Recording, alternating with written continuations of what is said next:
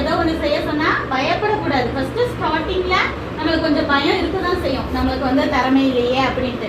ஆனா திரும்ப திரும்ப அவர் சொல்லும் போது அப்படியே எரிச்சல் படுத்தக்கூடாது. இப்ப தேவனுக்கு கோவம் வருது.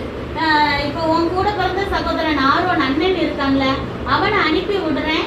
அவன் வந்து என்ன செய்வான், உனக்கு பதிலா உன் பக்கத்துல இருந்து பேசுவான், நீ எல்லா அடையாளங்களையும் நான் சொல்றதெல்லாம் செய்யணும் அப்படின்னு சொல்லிட்டு சரின்னு சொல்லிட்டு ஒத்துக்கிறாரு.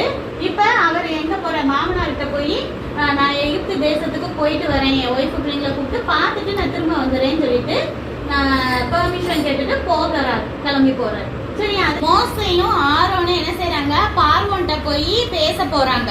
வனாந்தரத்துல என் ஜனங்கள் எல்லாம் என்ன செய்யுங்க, பண்டிகைக்கு நாங்க கொண்டாடணும், இங்க இருந்து 3 நாள் தூரத்துல அந்த ஊர் இருக்கு, அந்த ஊர்ல போய் நாங்க பலிபீடத்துல பலியெல்லாம் வச்சு நாங்க தேவனுக்கு ஒரு பண்டிகை கொண்டாட போறோம், விடுங்க அப்படின்னு சொன்னா பார்வோன்னு சொல்றான், அப்படியெல்லாம் நாங்க விட மாட்டோமே, இது என்ன புது பழக்கம், கர்த்தர் சொன்னான்னு சொல்றீங்க, அப்படி எந்த கர்த்தரும் எனக்கு தெரியாதே, அப்படி இப்படின்னு சொல்லிட்டு நான் விட மாட்டேன் அப்படின்னு சொல்லிடுறேன்.